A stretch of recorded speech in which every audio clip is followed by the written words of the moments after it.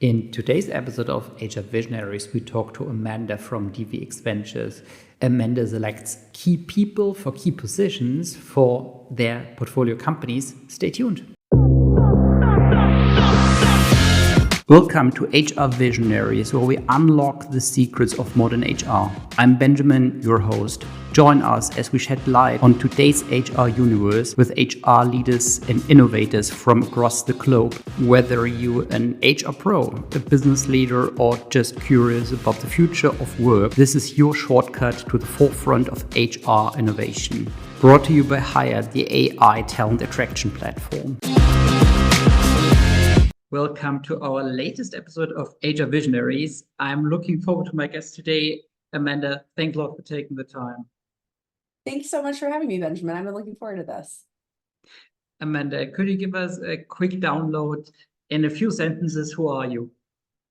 Yeah. So Amanda Poole. I am based here in the United States, actually in Indianapolis, and have been in the HR game for about 12 years now. And recently, we've had to push this recording back a few times. I just recently had my first child. My daughter came back in November. So just getting back to work, and I'm really excited to be here. It's really cool. So you've been in HR for 12 years, you said. How has HR changed in that time? Yeah, it's changed so much. And I think, of course, I've grown in my scope of ownership during that time quite a bit as well. But the vast majority of what I've been focused on has been in the talent acquisition, hiring space. So most of my perspective, I'll draw from that.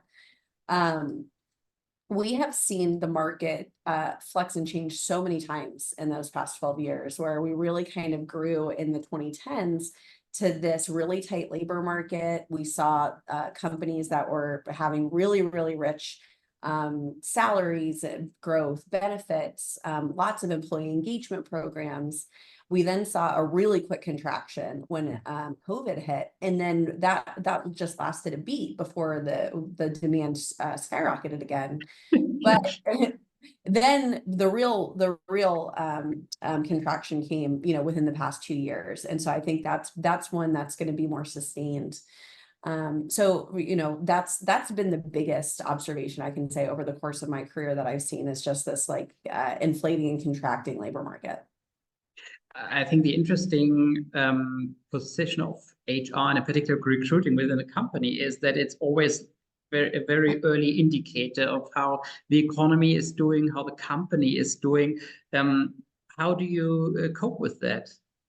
Yeah, it's and we'll talk more about this with what we do specifically at DVX, but we're really tied to of how available and how fluid the venture market is, which is tied to interest rates. And so that can be something that's just personally scary to navigate, is when you start seeing these themes in the course of your business, you think about how what the implications will be to your personal life and the people that you love.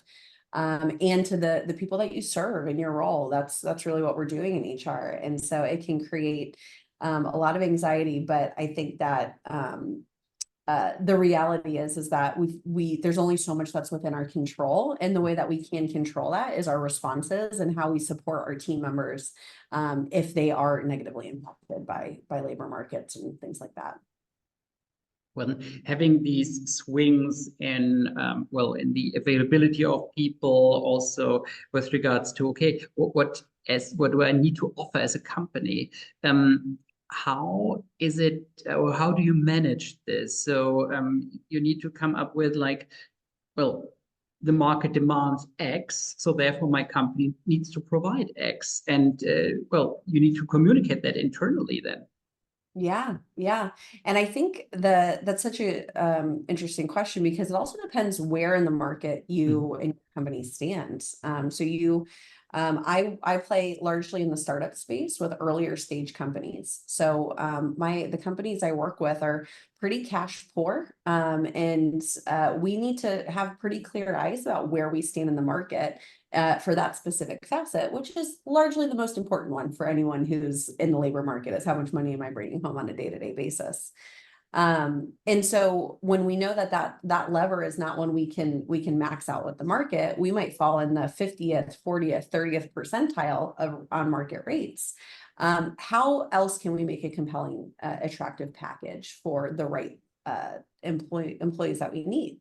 And so we might be cash poor, but we're pretty equity rich. So when you look at your ownership joining a startup, that's going to look much, much richer than if you join an established company. And a lot of companies offer stock options and all those great things, but the amount of ownership of the company is going to look a lot different. So we can be richer in equity offerings. We can be richer in what benefits we offer, depending on, how much cash comes out of pocket. That might be work-life balance, ability to work from home, scope of role, growth. There's a lot of other levers that you can use that are not cash.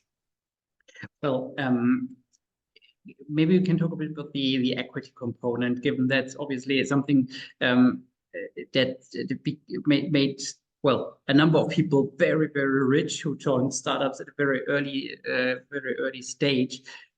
However, for some people that join startups, the value may not be that tangible. Can you tell us a bit more about how you approach this? How do you sell the value of the equity option to potential employees? Yeah, absolutely. And one thing that maybe I'll take a step back and cover before I dive into that question is a little bit more about my history. And so I had mentioned I've spent over a decade in the industry. Started as the first head of HR for a startup that the founders were like running HR, wasn't super compliant or legal. So we got like the infrastructure set up. But they had just gotten their first big check. So we doubled or tripled that team. Then about 7 years ago, I joined a venture studio called High Alpha. It's an incredible venture studio. And the idea of a venture studio is we created startups. So think of a venture studio as like a startup factory where we would come up with the idea. We would find the best founders to pair with that idea and write them a check and say, go build this business. Last fall, I joined another venture studio called DVX. So I spent about this past 7 years thinking about this equity problem.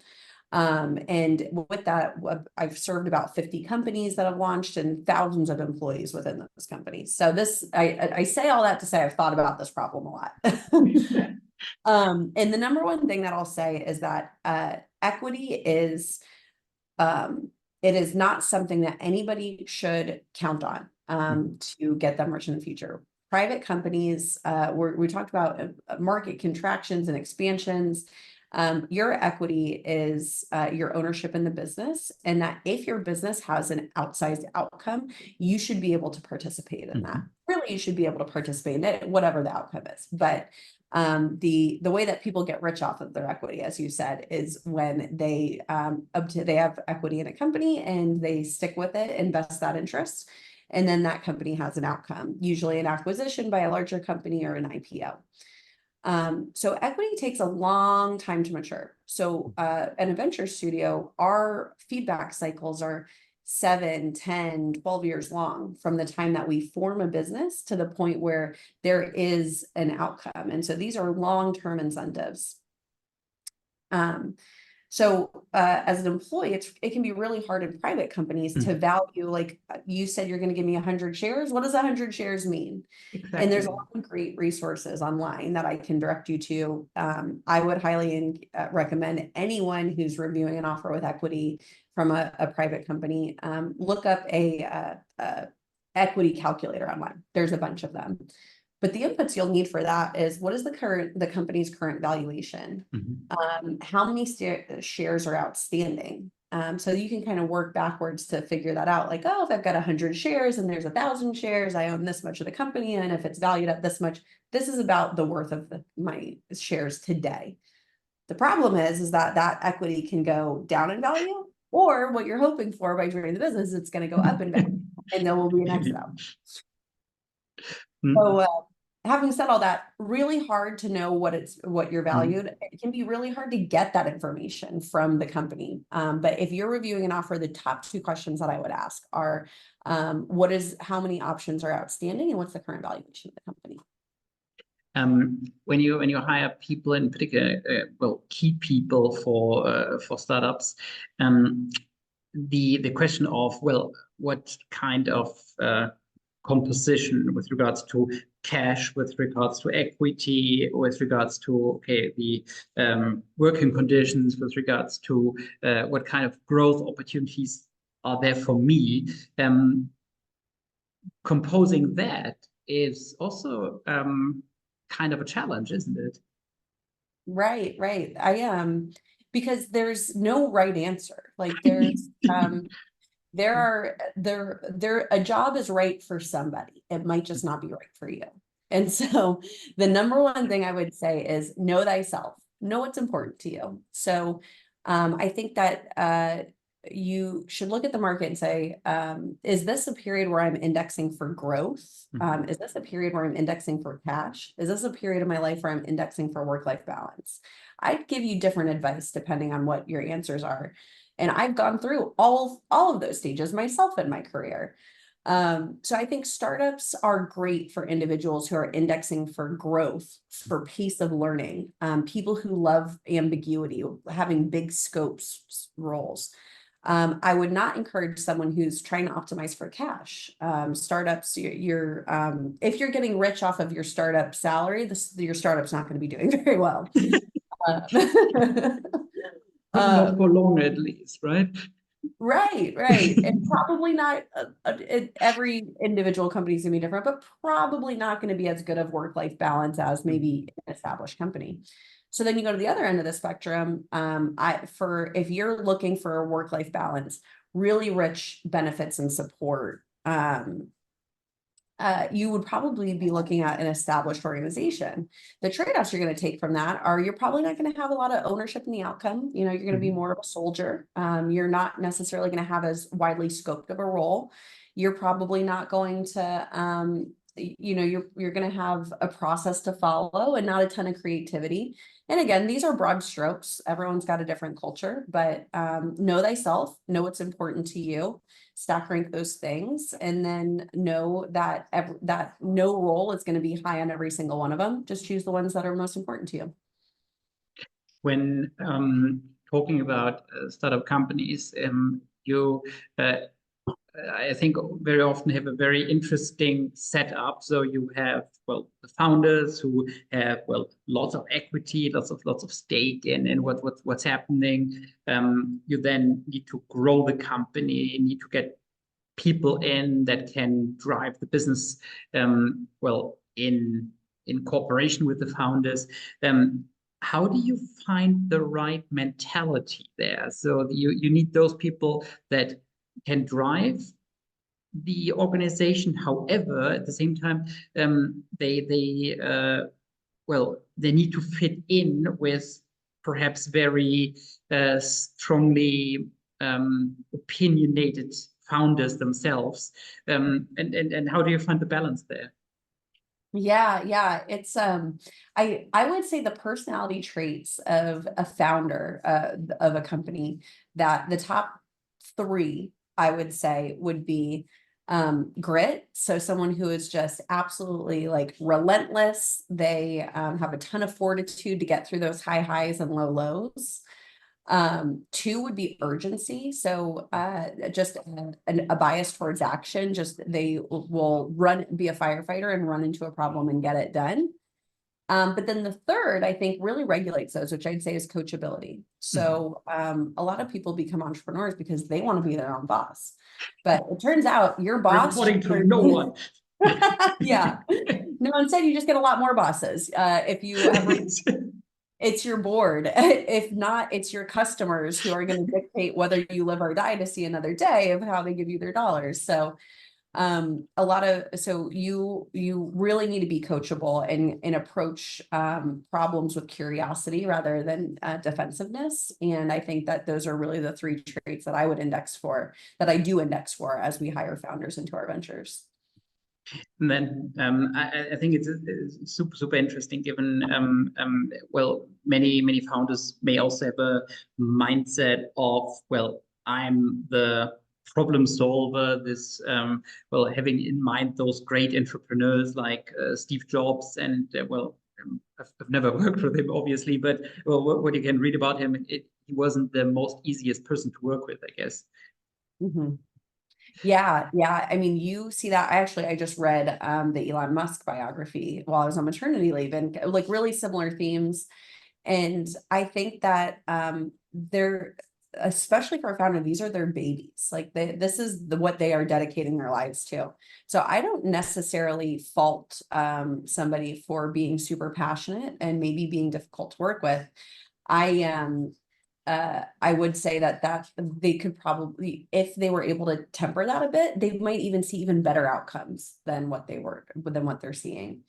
And then my advice to the team that they build around them is that they need to know themselves and say, like, is this something that I can deal with? Is working with this genius, is solving this really hard problem, is dedicating my life to this worth some of the trade-offs? And so you think of a company like SpaceX, where, I mean, really has just refreshed America's ability to reach space, and it's like cool. Like you get to think about how to like reach Mars. What a cool job!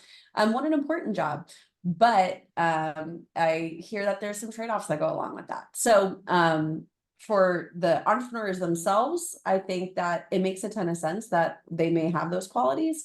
I think that if they got coaching and could temper some of that, they might see even better outcomes. And then for the teams they build, I would say that it's very reasonable to not want to work in an environment where you've got to be available at midnight. But if you want to work on really cool stuff, that may be a trade-off that you have to make. What are the key qualities in people you hire, let's say, for the well, for the second row, so to say? So like not the founders, but those that work as heads of for certain sections, that work very closely with founders.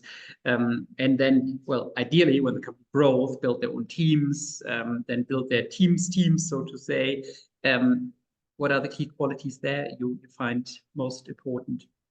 Yeah, and I think one of them you hit on in some of the verbiage you used to ask the question, which is these first heads of. And so that's always a really hard thing when you're building a team to say is, do I need someone who can execute, who can like do the job that needs to get done? But if I do that, then we might be doing things that aren't an ideal strategy, because we should bring somebody in who's senior enough, who can implement the strategy before we start doing. And so that's always the chicken and the egg problem for startups is, do I hire a leader to make sure we're doing it right before we get going, or do we hire a doer and we'll fix it later? And I would, so I tend to index for a like senior manager, director type level for some of the first hires as you establish a function, who have not been so far removed from the doing, from the executing, that they're willing to roll up their sleeves and they're getting on that customer call or they're building that product. But they've been exposed to enough strategy that they can get us at least directionally correct in what we're doing. And so I tend to say your very first hire should be a mid-level senior-ish manager, someone who's got a decade or so of experience. And then usually by the time the company has hit product market fit, they've hit Series A in my world. That's when we're then hiring kind of that C-suite who can say, okay, great, thank you for getting us to this point. Now let's start doing this excellently and really refining our strategy for scale. How do you how do you manage founders in that situation, so that, well, you had your board, obviously you couldn't reign by yourself just, but you had your board to report to, but you were kind of independent, and now you're getting people in who have like very long years of industry experience already, and that who do stuff perhaps even better than you did previously because they just know better. Yeah, it's a great question. So what's unique about the venture studio model is we're working with founders who have a little bit of gray in their hair. So the founders that you see that we that we work with, they're not they're not usually not the like Silicon Valley stereotype of, the college dropout who just started a company. So oftentimes we're already working with really senior CEO and founder talent.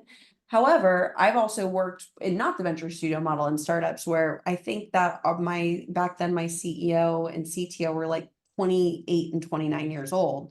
And as we built the team, we were hiring executives around them that were, you know, 30 years into their careers. And so my advice is uh, to know that you hired them for a reason, Mhm. and to create a environment of learning, and know the balance of you hired them to be additive to you. Mhm. And so if there's a defensiveness to you, if you then you're essentially wasting your money by hiring these people.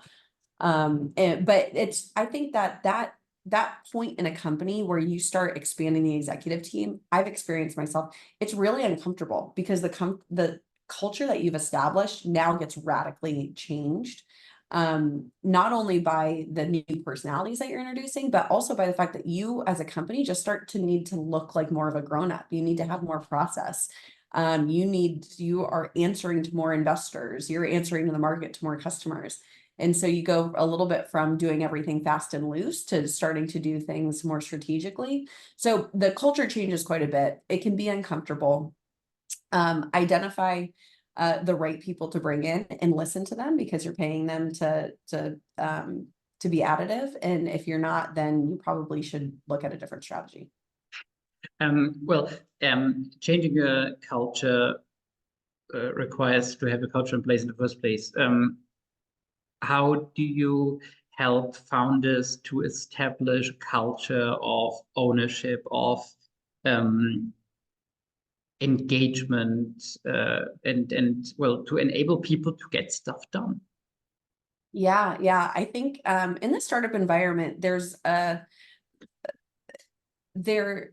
the idea of moving fast, breaking things, that needs to be done in a safe environment. And so I think that we talked a little bit about how there can be very strong personalities at the top, almost savant-like, where the biggest advice I can give to a founder who's building a startup culture is make it a safe place to be wrong, but hold those team members to a high standard of once you're wrong, I also expect you to figure it out.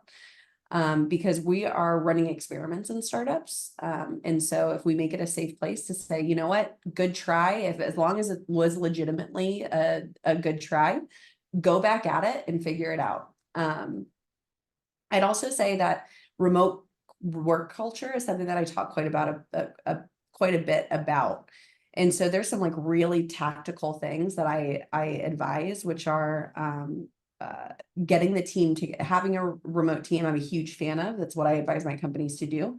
But I do advise them to get together quarterly and try to create in-person events with entire teams.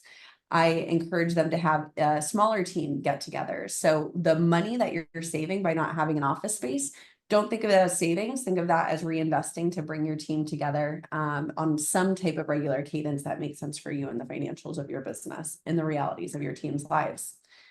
The second thing is create some type of like town square. So a lot of us use Slack in tech, and so that's our messaging system. And there should be a place to kind of like socially gather. And so I say, when you set up your Slack, set up your social channels. Set up like a cute dogs and kids channel. Set up a pop culture channel. Set up a sports channel. Because it's really hard for these things to just like grow organically. So if you insert them into your culture from day one, you're creating spaces for the team to collaborate on things that are not work. And then the last really tactical thing that I say about a remote work environment, and this is really hard for people who are averse to meetings and think meetings are expensive and they want them to have an agenda, is have a whole team meeting every single week for the entire company, and then have a whole team meeting for each one of the teams every week. And that just creates venue for everyone to have to, you know, turn on their Zooms, look at each other, give updates from across the business, because in a remote work environment, it's really, really hard to have visibility about what's going on, not in your direct line of work. So those are the three things: essentially make time and budget for in-person get-togethers, to create some type of town square for people to get together socially, and three is be heavier on team meetings and visibility about what's going on throughout the organization. Here's something I found incredibly interesting. You advise your teams to go remote. Why is that?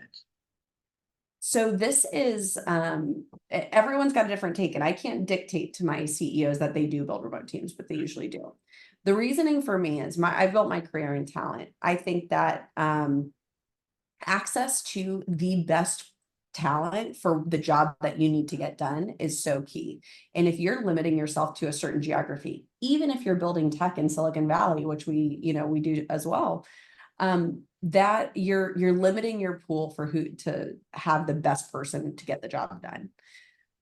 Number two is that I think that, especially in tech, the market has dictated it. The best of the best teams want to have flexibility. There is another side of the coin. There are incredible individuals out there who want to get out of their house. They don't have a home office space. They want to co-locate. That's an easier problem for me to solve with a distributed team, with office stipends, with the ability to get them a WeWork, the ability to hire a small office in one region. If there's, so I would say, to sum it up in one point, would be access to talent is unmatched. And then the second point would be is I think the best of the best talent in the market demands it. It's a fair point. I think it's a feedback I hear so often, that it also enables people to to take over responsibility, because you have trust in them, rather than like in a forced office environment. Perhaps that's the best way to put it. And then to have a very, very open conversation about everything. Indeed, when you have the trusted people to work as they arrange for themselves.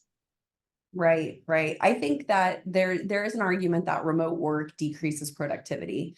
And my response to that is remote work magnifies whatever the work style of the individual is. And so if you're hiring people who don't really like to work, they're going to slack off in the office, and it's going to be magnified at home. They're going to slack off even more at home.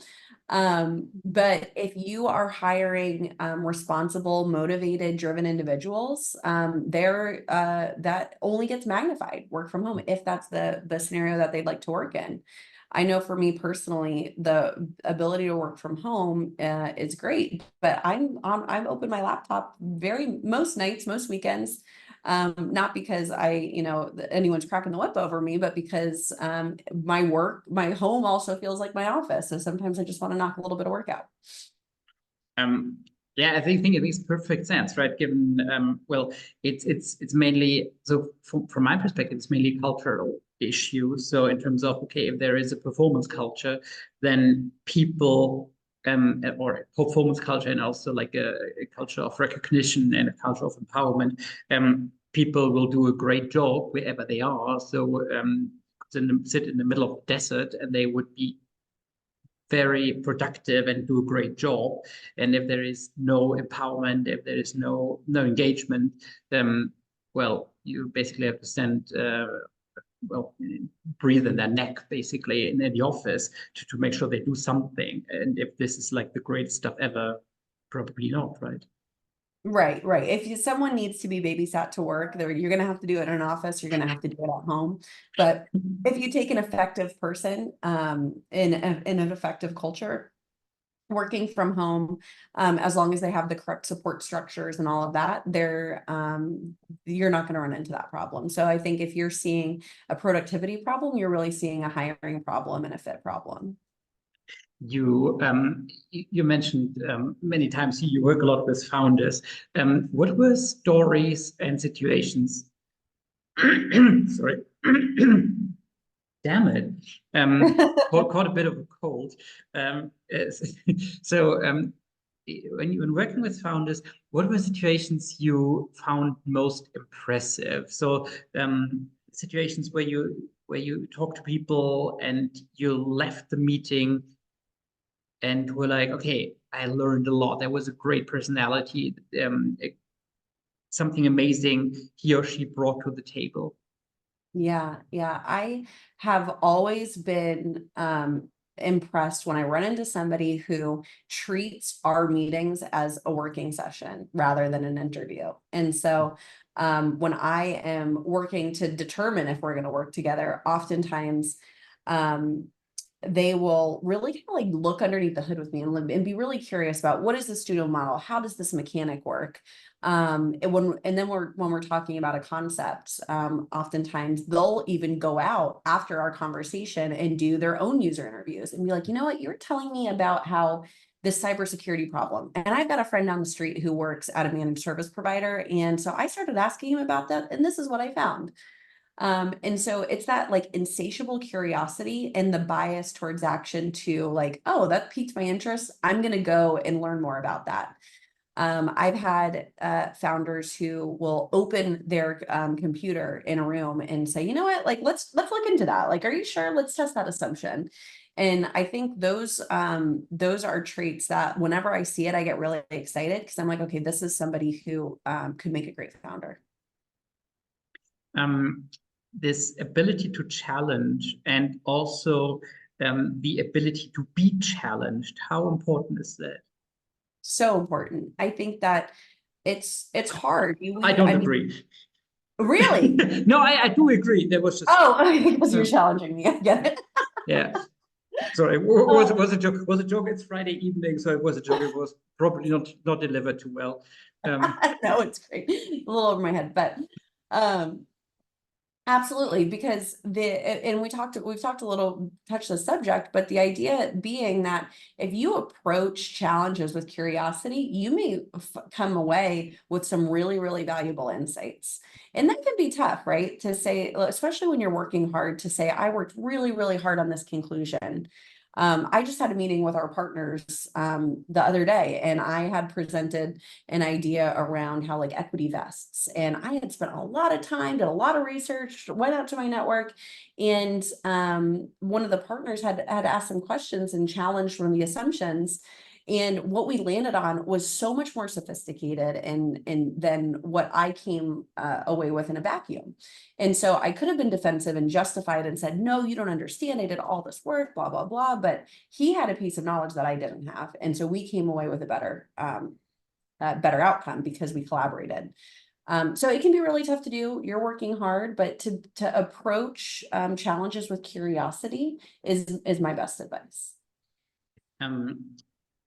So I find it sometimes really really strange these days that most of us, we live in kind of bubbles of well, very like-minded people, and well, sometimes I just try to leave my bubble on X, for example, and look into discussions with people that I definitely don't agree with, to also get some different perspectives. And I 100% agree with you. I think it's incredibly important to ask people to challenge you, to find out, okay, well, is there in my line of argument, is there a weak point? And if everyone just agrees, then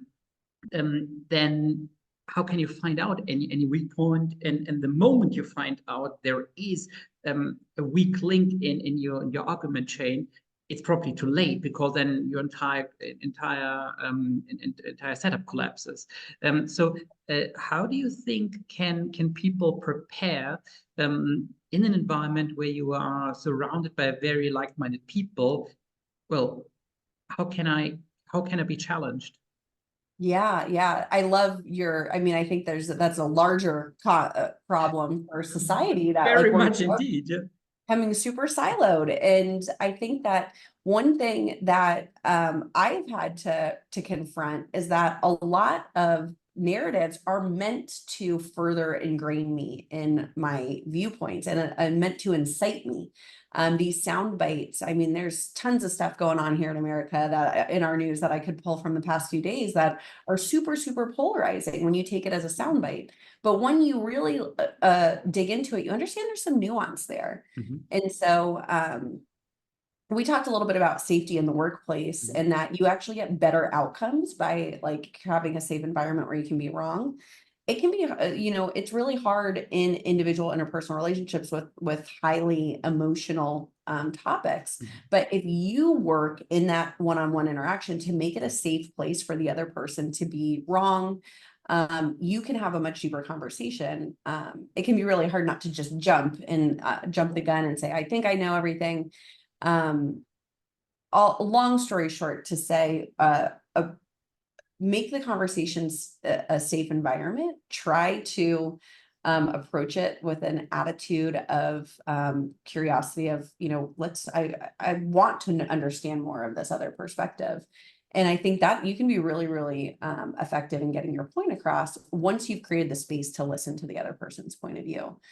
Of course, there are certain situations I will say that that is impossible, right? Like we need to stand up for what's right. And so if you see something that's happening that's super wrong, like I wouldn't be curious about the Holocaust, for example. I have a pretty good understanding about how that whole thing worked. And so just, you know, there is a limit to where you can have curiosity and create a safe environment, but those two things will usually lead to more knowledge coming out in a better shared pool.